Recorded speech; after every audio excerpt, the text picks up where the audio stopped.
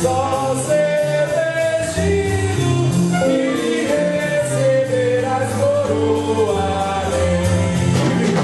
Do que vives desviado, sem a paz de Deus gozar. Ouve a voz do Pai amado, Ele espera para te abraçar. E agora nunca mais perece, porque pela vida eterna tem. Quem em Cristo permanece vai ser coroado. O pecado na cruz foi vencido, podes pela fé vencer também. Só ser vestido e receberás coroa.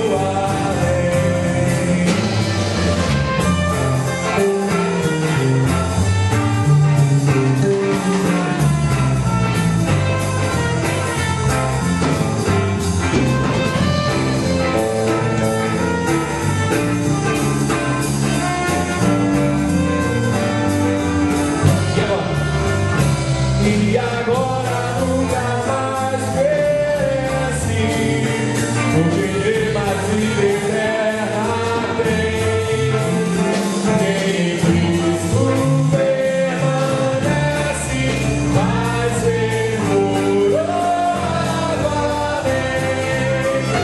O pecado na cruz foi vencido, podes pela fé vencer também.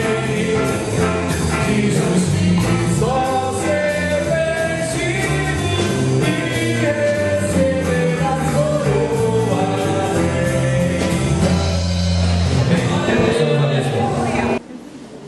No Evangelho segundo João, capítulo 18, e alguns versículos. Eu quero repetir a leitura do versículo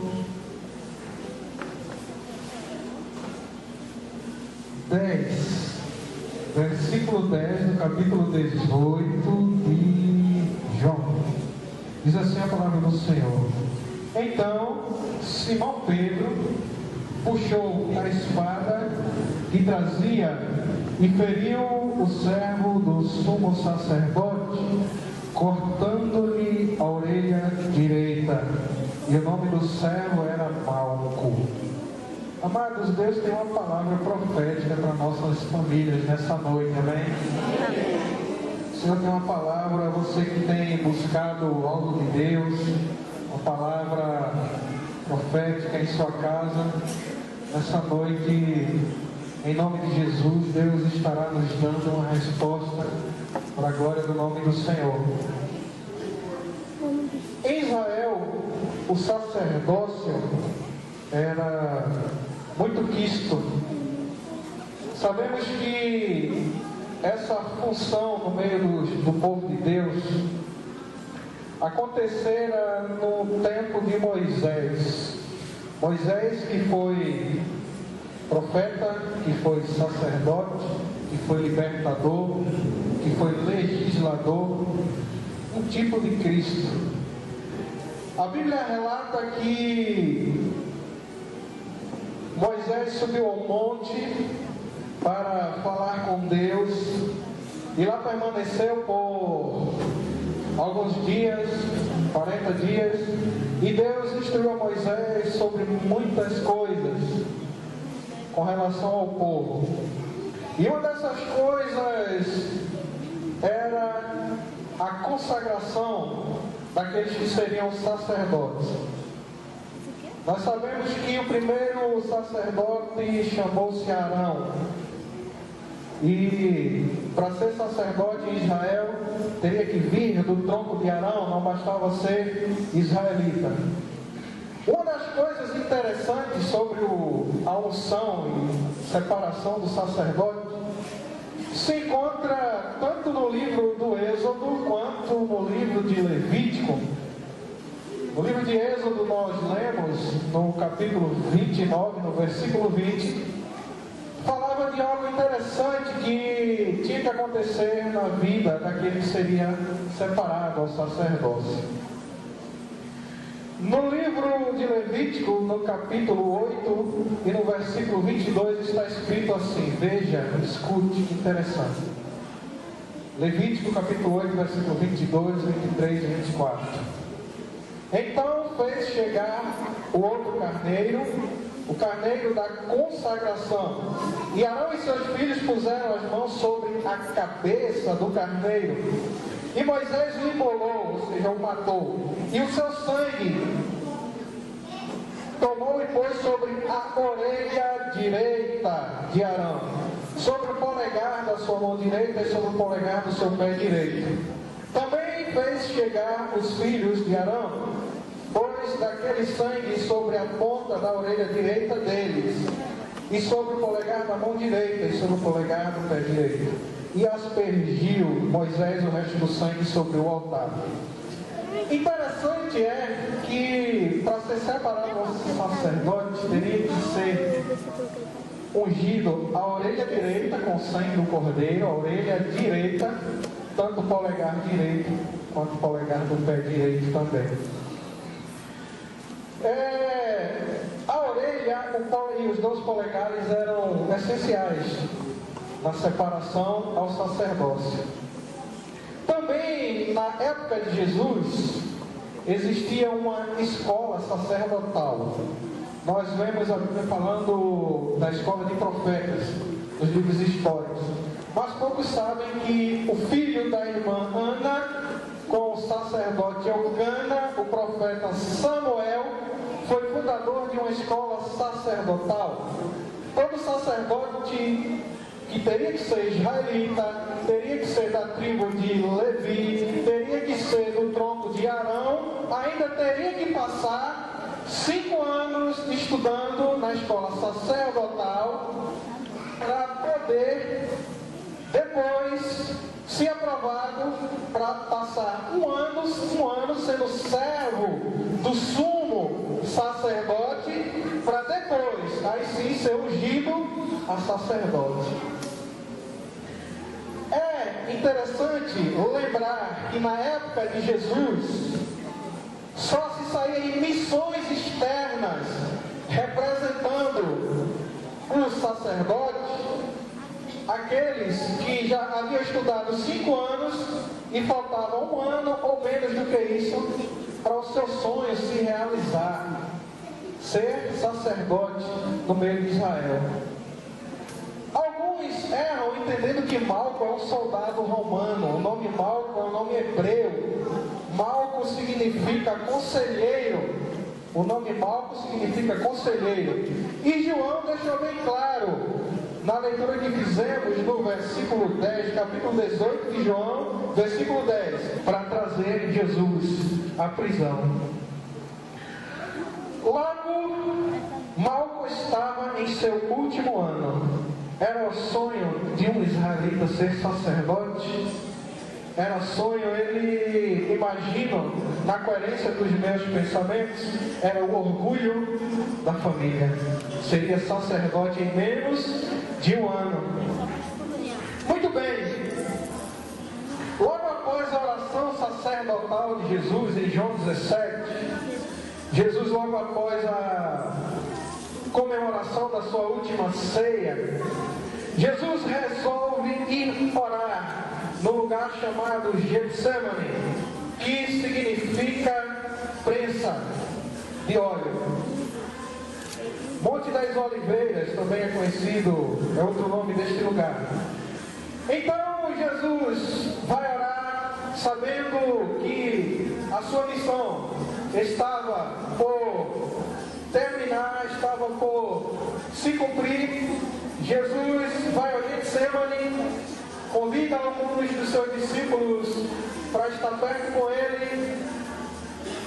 No alto do Getsemane, orando, logo após alguns momentos, chega a turba de soldados para prender a Jesus. No meio dessa turba está quem? Malco, que estava representando o sumo sacerdote naquela missão externa. Daí nós entendemos que um ano faltava para os seus sonhos se realizar, 6 meses, quem sabe? Sabe-se que em missões externas só se saía no último ano.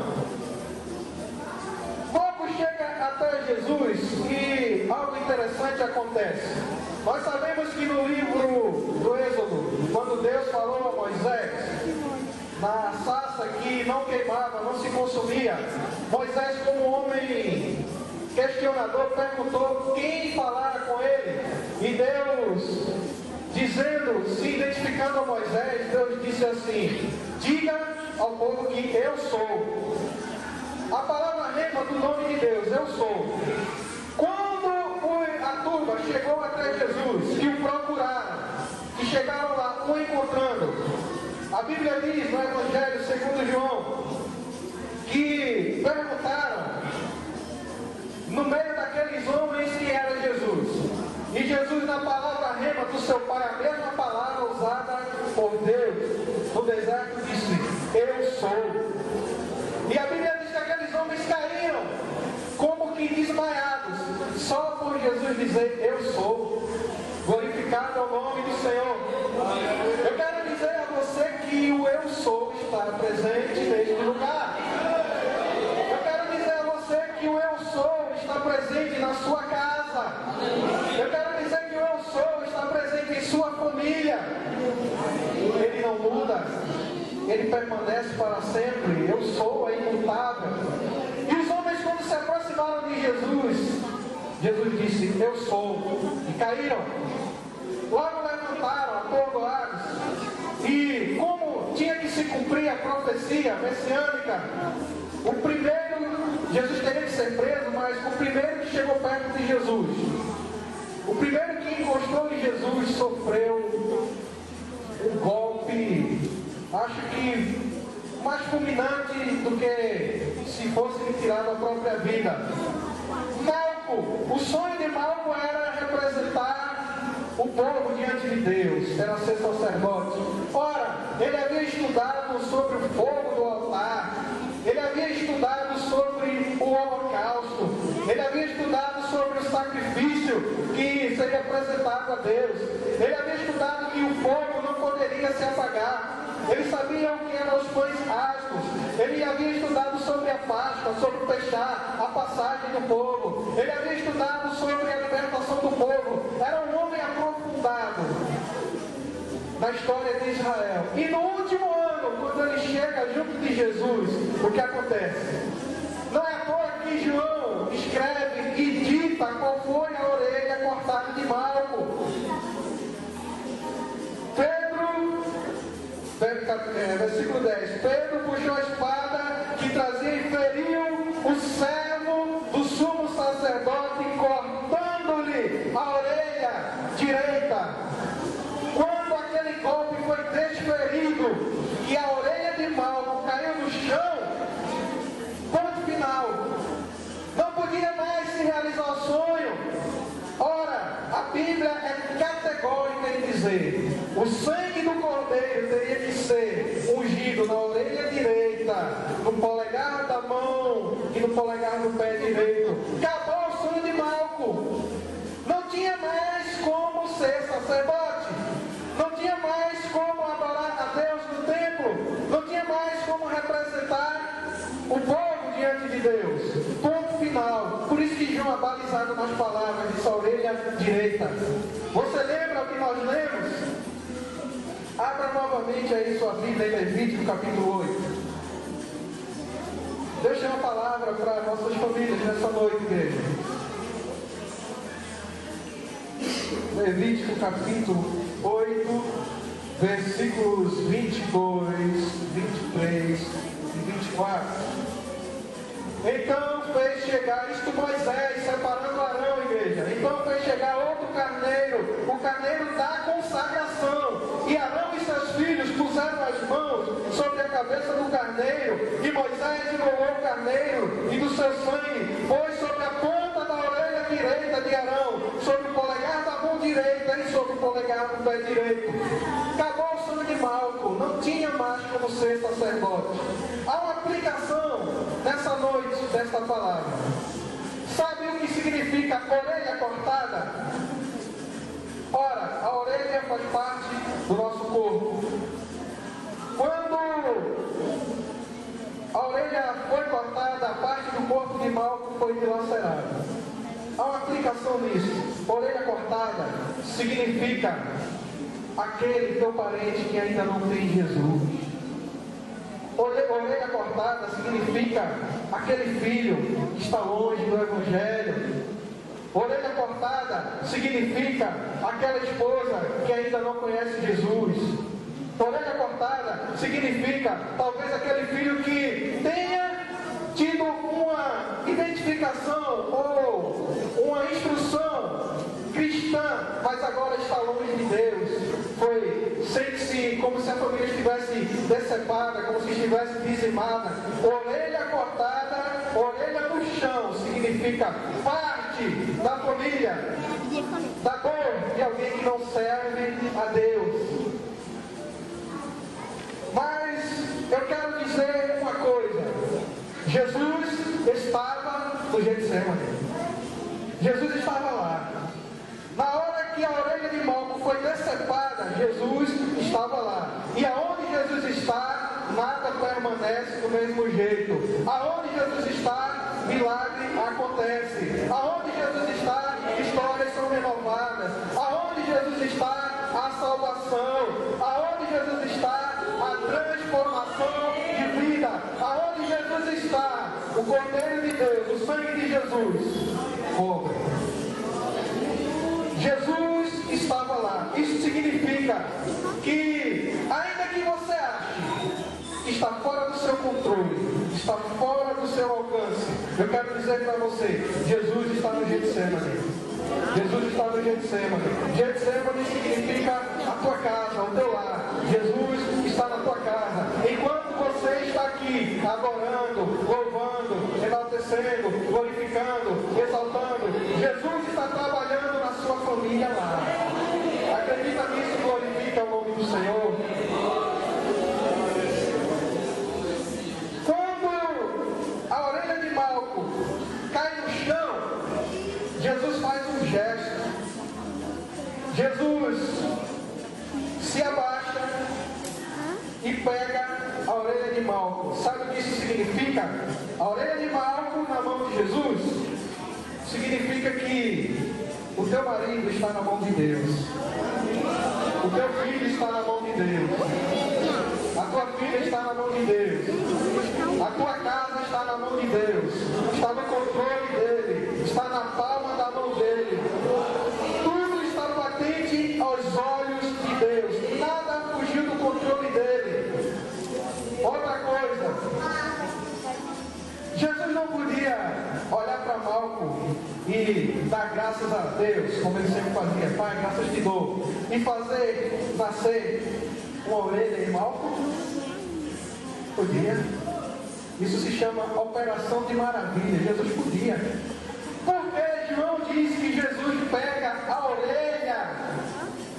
Essa história também é narrada em outros. É a mesma esposa, é a mesma filha. Eu quero profetizar algo em nome de Jesus aqui. Haverá dias que você entrará por aquelas portas, louvando ao Senhor com aquele seu parente que está desviado. Você vai entrar aqui e vai cantar, vai exaltar ao nome do Senhor com aquela pessoa. Você está entendendo? Eu sei de que orelha Deus está falando comigo. Você sabe de que orelha. Você vai entrar por essas portas, magnificando ao nome do Senhor, pela sua maldição. Sua família é bênção. Foi Deus quem lhe deu.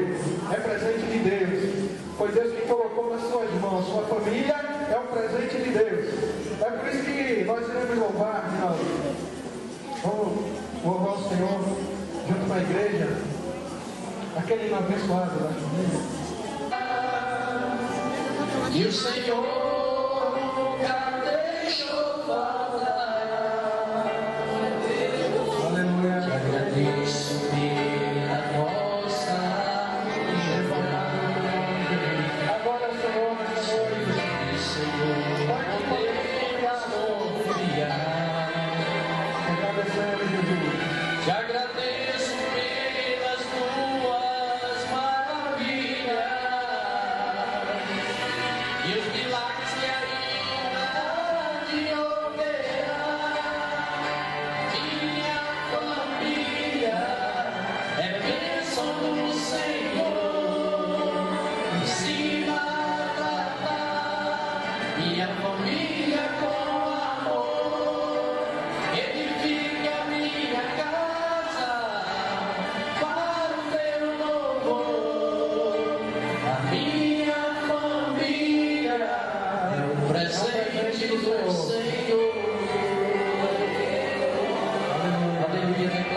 agradecemos, Senhor, pela nossa família. Oh, obrigado, presente, Senhor. Em nome de Jesus. Te agradeço pela minha família, Agradecemos, Senhor, por tua presença no meu lar. Te agradeço pelo pão de cada dia, que o Senhor nunca deixou faltar.